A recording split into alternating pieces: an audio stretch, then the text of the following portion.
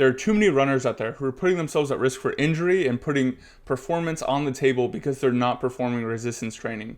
Resistance training is especially important for runners because running is really tough on the joints, and by building your shock absorbers like your calves, your hamstrings, your quads, you are increasing performance because the muscle is larger and it's able to produce more force, more power, but it's also protecting your joints from the forces, the compressive forces of running 10 miles. So this is why it's important, I believe, to combine resistance training and cardio. Now contrast that with the amount of lifters who are not performing their cardio. This is incredibly important for your health as a human being, right? So if you're gassed walking up a flight of stairs, or you're gassed after doing a set of deadlifts, imagine the performance decrement you're getting in the gym, which you could be preventing by doing cardiovascular exercise.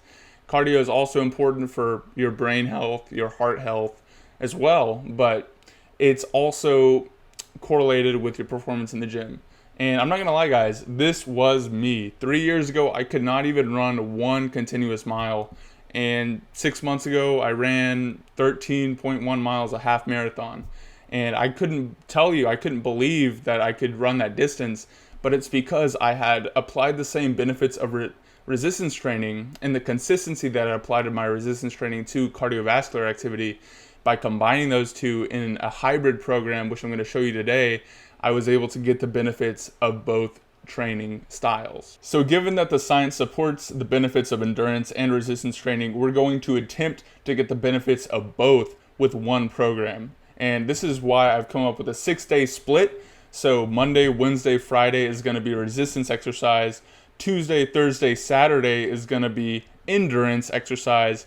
And then don't forget, guys, we have our all-important rest day. Because if you're not taking your rest day, you're not sleeping 8 hours a night, you're putting yourself at risk for injury and overuse. So I'm going to give you a little taste of every day of the hybrid athlete split.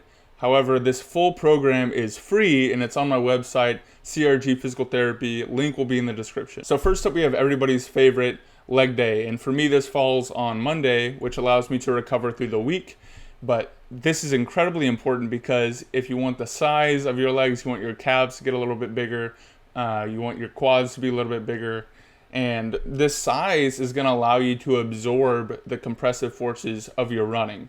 So this is why you should never skip leg day and why personally it's my favorite. So next up on Tuesday, we have our easy run, and this is going to be performed at a speaking pace, and that is an intensity level at which if you're running with a partner, that you can speak to them without having to slow down. Additionally, you can also use the heart rate formula, so 65 to 75% of your heart rate max. And personally for me, I started out running these easy runs at 2 to 3 miles every week, and I just added 1 mile every week until I got to say 6 or 7 miles. And this is so that you can prevent overtraining by going up slowly in volume. So next up on Wednesday, we have our push day. And this is to increase the strength and size of our chest, our delts, and our tricep muscles. And I found even though I'm running pretty hardcore, I can also increase the number of reps and the number of weight or resistance that I'm performing, even though I'm training two systems at the same time. So we're still doing chest, even though we are a resistance and endurance hybrid athlete. So this is an incredibly important day and one of my favorites. So next up, we have our speed training. This is done for me on Thursday, and we have 3 options for you guys. The first one is interval training, focusing on increasing your step rate, not your stride length, for a quarter or a half mile, sprinting as hard as you can. Next up, we have tempo training, which is like a 15 to 45 minute run that progresses in speed over time. And next we have the hill sprints. This is incredibly important for explosiveness. So you drive up the hill as fast and as powerful as you can. And this is an incredible day because you only do one of these workouts, but it increases the ability for you to use your legs in the gym as well. So you can get a little bit of a crossover effect.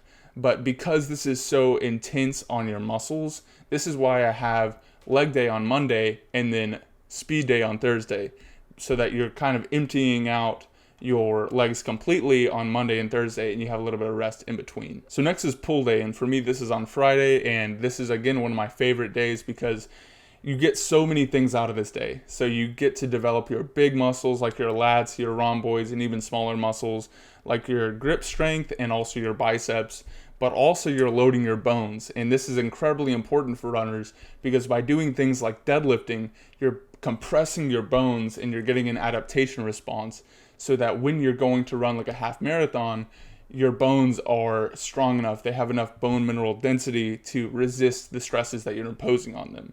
So this is why it's incredibly important to add resistance training, and deadlifting on pull day is just a good example of why that's the case.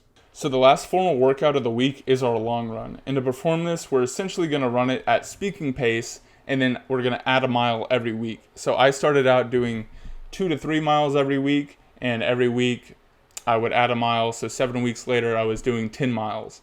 And this stimulus is in the volume, not in the speed. So we're not trying to PR every long run. We're going to PR in volume of our runs. So this is going to allow you to practice pose running, so form, nasal breathing. And one big thing on long runs I would recommend is finding a podcast that you love to listen to so that you're not just listening to the birds every Saturday that you run. So if you found that useful, guys, please like, subscribe, and let me know what you think about it in the comments. And if you'd like to learn more about this hybrid athlete training style, my free program is at my website, CRG Physical Therapy. And yeah, hope you learned something, and I'll see you on the next one. Peace.